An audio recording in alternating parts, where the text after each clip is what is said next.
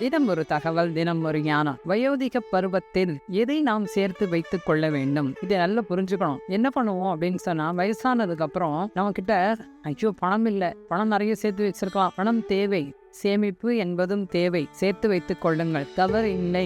ஆனால் நம்மளுடைய இனிமையான நினைவுகளையும் சேர்த்து வைத்துக் கொள்ளலாம். எவ்வளவு அழகான விஷயம் இல்லை? எவ்வளவு வாழ்க்கையில நடந்திருக்கும். வயோதிகம் என்பது எல்லோருக்கும் வரத்தான் செய்யும். அதனால் அதை பார்த்து யாரும் பயப்பட தேவையில்லை. அப்பா நான் ரிட்டையர்மெண்ட் ஆக போறேன், எனக்கு யார் பார்த்துப்பா, என் பையன் பார்த்துப்பானா, பொண்ணு பார்த்துப்பானா, அவசியம் இல்லை. யாரையும் நாம் சார்ந்து இருக்க கூடாது. ஃப்ரெண்டா இருக்கலாம், எல்லார்கிட்டையும் நட்புறவுடன் இருக்கலாம், நட்புறவுடன் ஒரு ஃப்ரெண்ட்ஷிப்பாக இருக்கலாம். அது என்ன யாருன்னு கேட்டா, நம்முடைய கணவராக இருந்தாலும், மனைவியாக இருந்தாலும், குழந்தைகளாக இருந்தாலும், உறவினர்களாக எல்லாரிடமும் ஒரு நட்புணர்வுடன் இருக்கலாம். ஏன், அப்பொழுதுதான் நமக்கு அந்த பற்றற்ற நிலையில் இருப்போம். ஏன்னா எப்ப பார் என்ன ஆகும், ஒரு அட்டாச்மெண்ட் ஜாஸ்தி ஆகும்போது நமக்கு கவலை, துக்கம் இதெல்லாம் வந்து கொண்டே இருக்கும்.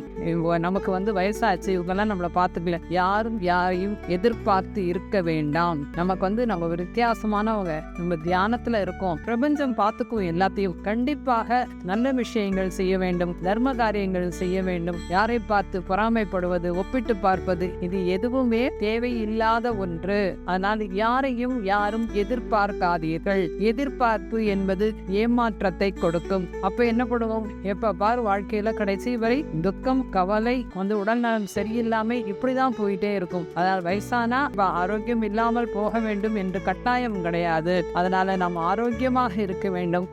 வயசான அப்புறம் கடமைகளை முடித்து விடுவோம். அப்ப போய் திருப்பி ஒரு பந்தத்துல மாட்டிக்காம, நமக்கான நேரம் அப்படின்னு சொல்லி நிறைய நேரம் தியானம் செய்யுங்க, நிறைய புத்தகங்கள் வாசியுங்க, நிறைய ஞானத்தை எல்லோருக்கும் சொல்லிக் கொடுங்கள். நம்ம என்ன பண்ணுவாங்கன்னா, ஒரு வயசுக்கு அப்புறம் ஒரு வாக்கிங் அப்படின்னு போவாங்க, அந்த பார்க்ல உட்கார்ந்து குடும்ப விஷயங்களை உட்கார்ந்து பேசிட்டு இருப்பாங்க. இது தேவையில்லை. நம்மளுடைய பிரச்சனைகளை நாம் தான் தீர்த்து கொள்ள வேண்டும். பிரச்சனைகளை ஆரம்பத்திலிருந்தே தூக்கி எறிந்து விட்டு ஒரு சவால்களாக நாம் எடுத்துக்கொண்டு வாழ்க்கையை கடைசி நிமிஷம் வரை சந்தோஷமாக, ஆரோக்கியமாக, ஆனந்தமாக வாழ பழக வேண்டும். தினம் தியானம் செய்யும் பொழுது, தியான நேரத்தை அதிகப்படுத்திக் கொள்ளும் பொழுது, இந்த உடலுக்குத்தான் அழிவு, ஆன்மாவிற்கு அழிவு இல்லை என்ற புரிதல் இருக்கும் பொழுது, அந்த இறப்பு கூட நமக்கு ஒரு பயத்தை கொடுக்காது.